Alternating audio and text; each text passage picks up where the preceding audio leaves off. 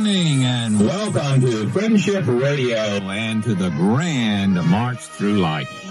This is James Hughey, facilitator of the Friendship Personal Retreat Program here in Galveston and on ships cruising seas throughout the world, offering the gift of listening hospitality. I invite you to join me here on KGBC Friendship Radio for Southeast Texas as we explore topics to enrich the quality of your life. Power for positive living and friendship.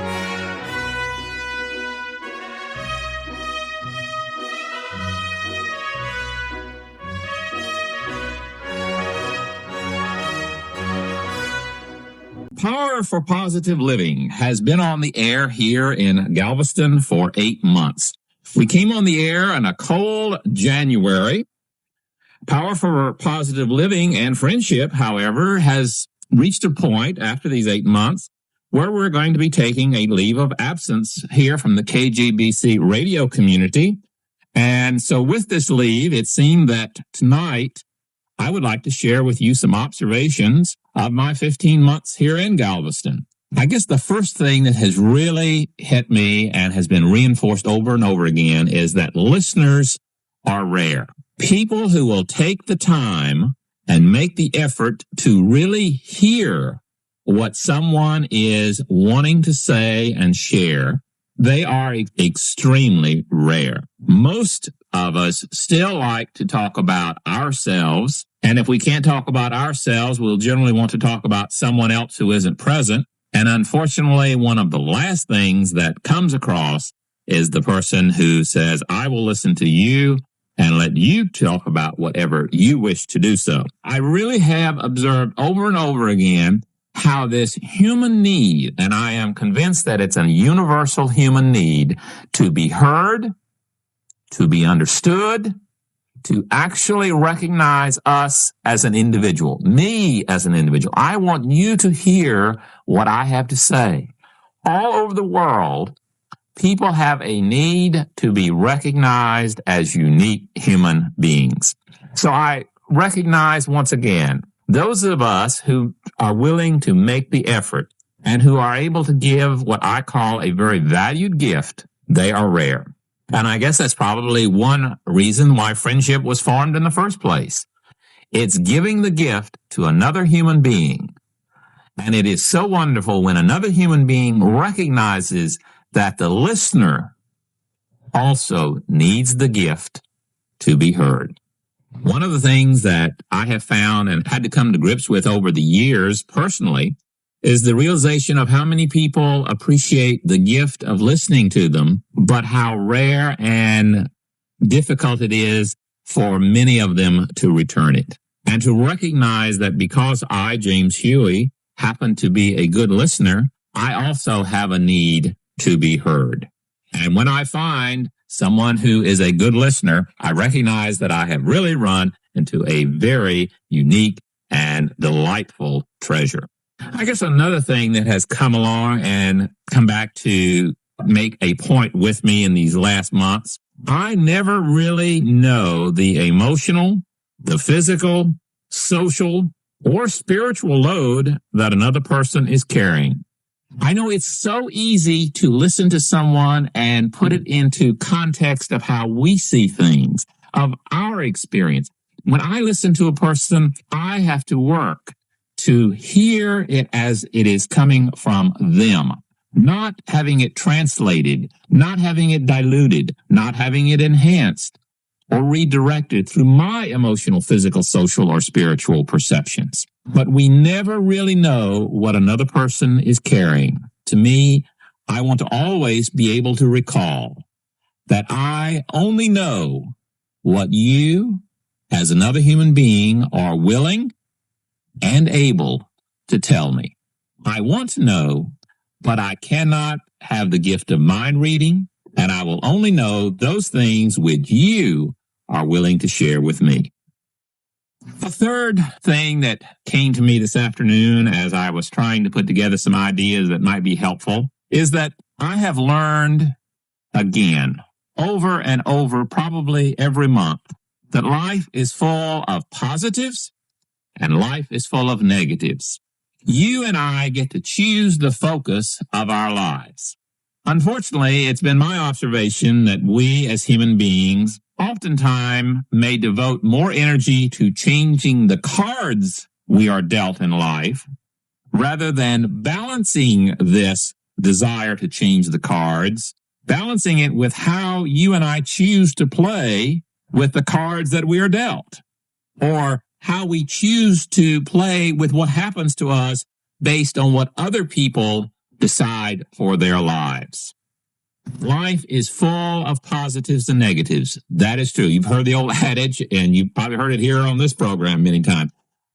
The glass can be half full, or it can be half empty. We get to choose. But oftentimes, a lot of things that happen to us are dictated by other individuals. For example, if I am driving along and someone hits my car, then my life is affected by a decision of another. If someone calls and says something negative to me, I will be affected by the degree that I decide to respond and how I decide to respond. I believe very sincerely, probably if there's anything that I have as a conviction of mine, is that you and I have the power to choose whether we wish to focus primarily on the positive or the negative. Now, does choosing the positive mean that if I think positive and I choose all this positive thinking, that the negative is going to evaporate or disappear? No, of course not. That's not going to happen. But I do have the power to choose which way I want to focus. And that, I believe, is the important message. The point I share with you is that no matter where we are and no matter what has happened to us, our life is full of positives and negatives.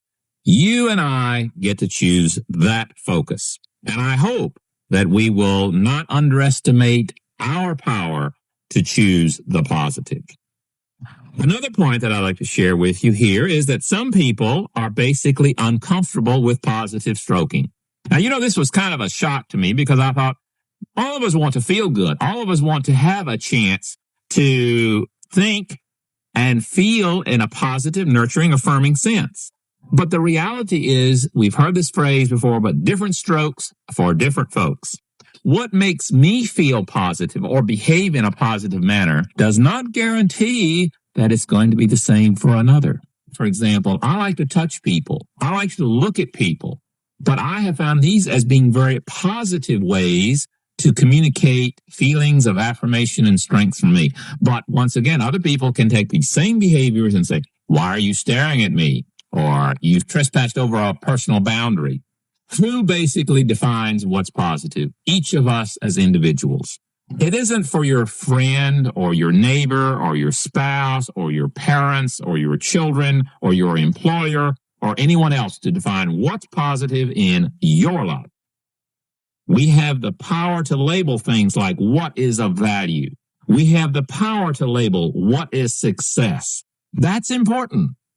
And as I stress the fact that while some people are uncomfortable with positive strokes, I am saying positive strokes as defined by me. Some people are uncomfortable with positive strokes as defined by you.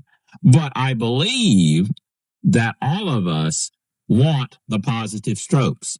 It's trying to listen. And we go back to that very first statement that I shared with you earlier.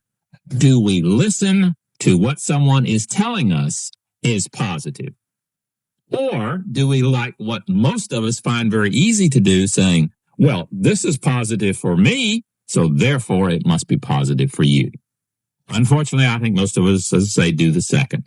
I encourage that as you give the gift of listening, and as you want to define positive things in other people's life, you must listen. You need to listen. You have to listen so that they can tell you, because you can only know what someone is willing and able to tell you. The power to feel and behave positively in your life will not come externally. It will come internally within you. You have the power to define positive strokes, positive self-image, positive self-esteem for your life, just like I have the power to define it for my life.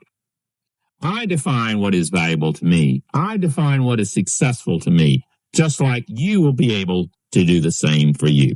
Another thing that I'd like to share with you this evening here as we kind of reminisce over these last 8 months is the realization that the culture that you and I live in is full of what I call emotional cancer.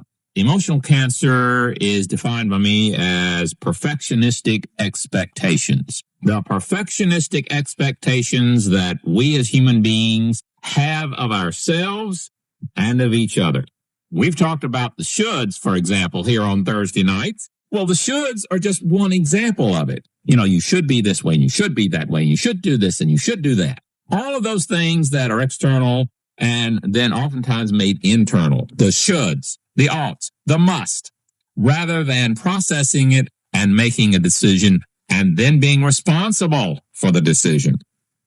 Another example is when you play games like what if or if only something were different, if only I were younger, or if I only were, different age, if I were wealthier, if I had been born in a different part of the country, if I had different parents, if I had a chance to go to different schooling, if only, and only.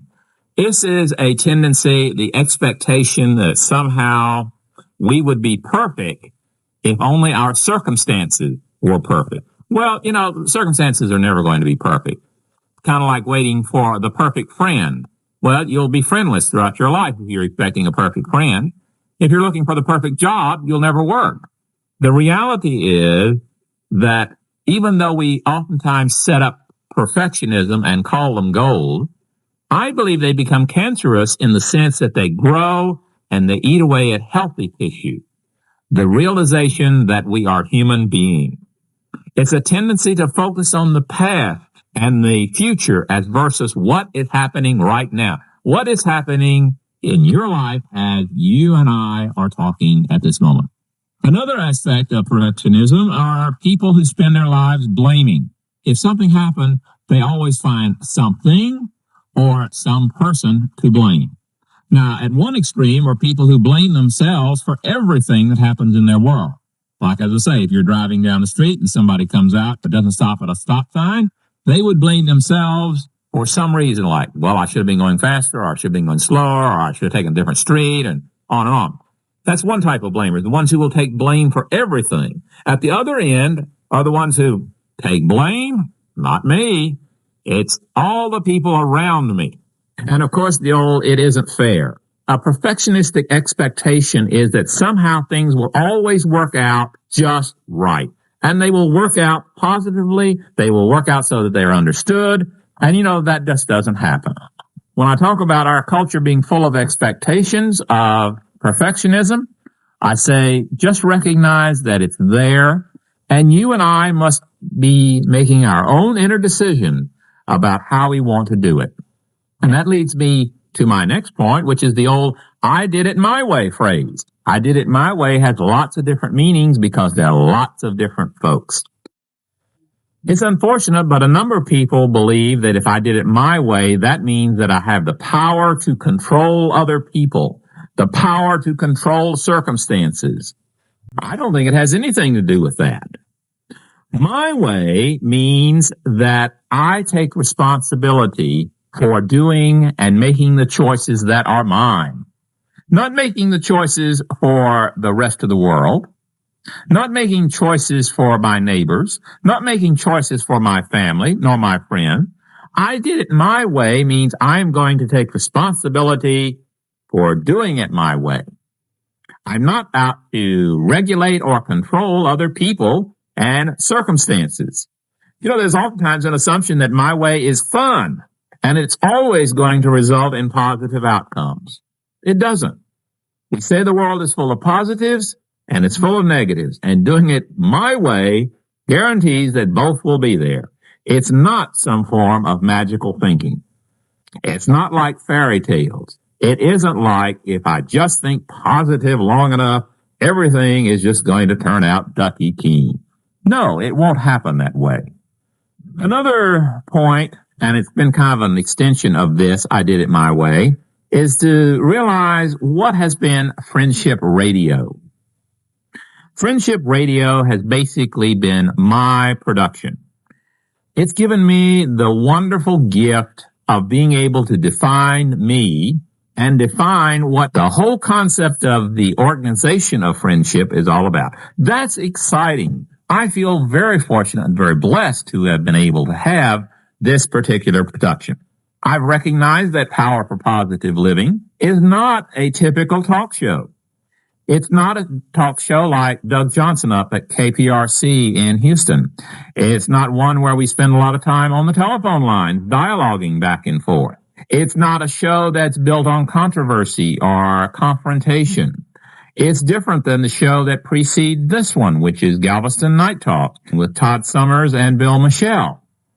It's not the specialty shows like Dr. Joyce Brown, who does an excellent program, but she does a program that suits her.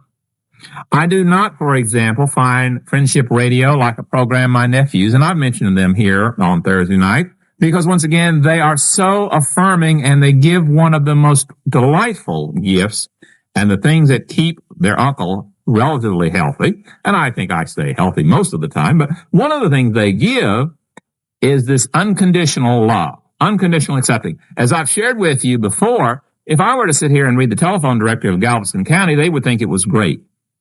Why? Because they accept me as I am and they affirm and nurture.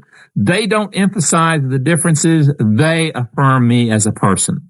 This is the gift I can hope that I can give to others. So when I do Friendship Radio, I'm not trying to be like, for example, their favorite program, which is on WSB 750. It's one of those clear channel radio stations in Atlanta.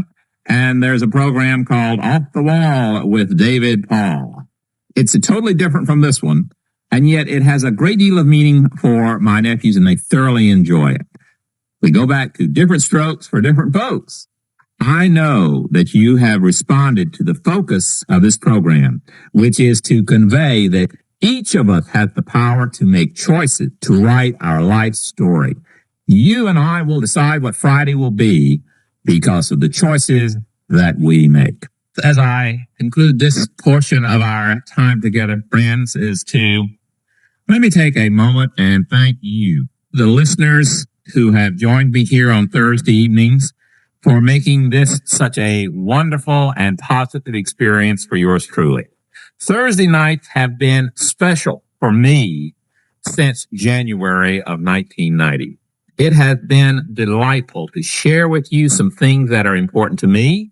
You have given me the gift of listening and responding as we've talked about a variety of topics.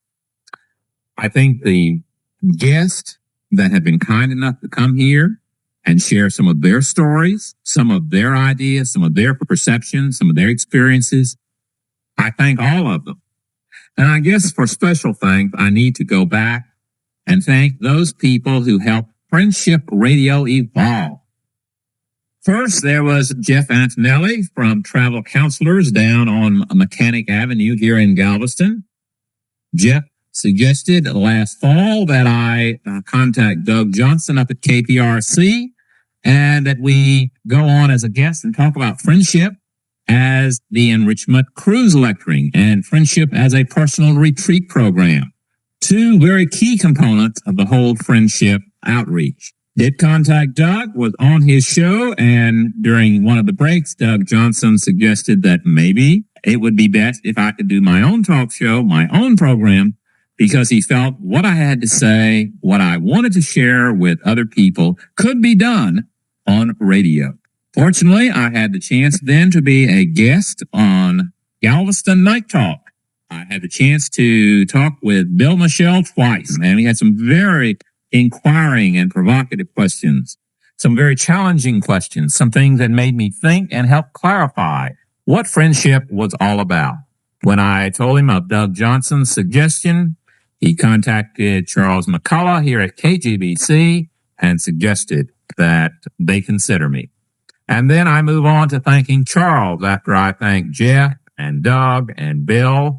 I thank Charles McCullough here at KGBC for the opportunity to create Friendship Radio, to believe in the goals of Friendship Radio, and most of all, for his support in letting me do it my way.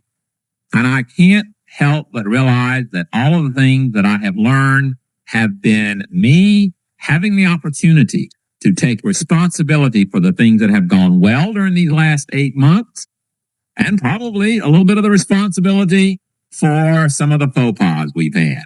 Once again, Charles has been the one who has been kind enough to support and believe in Power for Positive Living.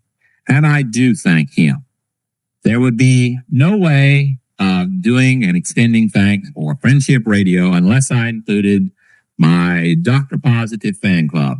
As I mentioned, the unconditional love and acceptance, the caring of 2 wonderful nephews in Atlanta, Georgia.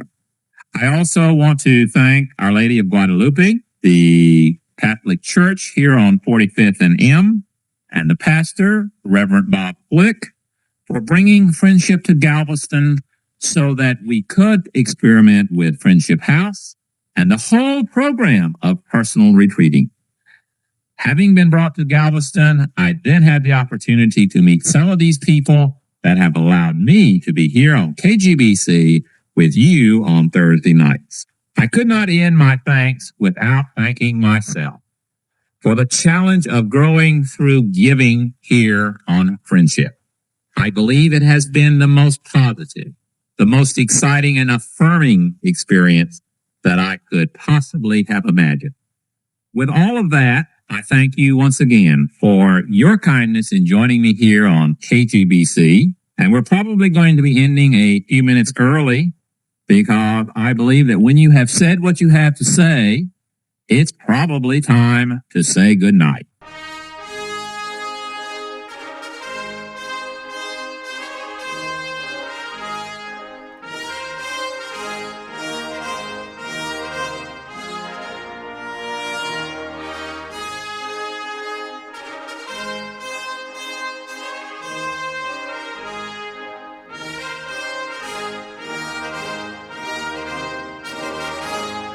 So once again, thank you for your kindness, and I appreciate your joining me here on KGBC, AM 1540, Friendship Radio for all of Galveston County.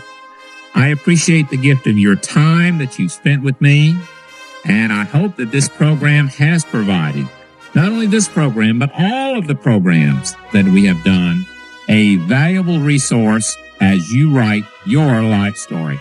And thank you for your kindness in letting me be a part of that process. And I hope that there will be the opportunity somewhere down the line for our paths to cross again as we explore topics, all kinds of interesting topics to enrich the quality of your life. The power for positive living and friendship. So, this is your friend. This is your host, James Hughey, saying thanks with a capital T. Good night.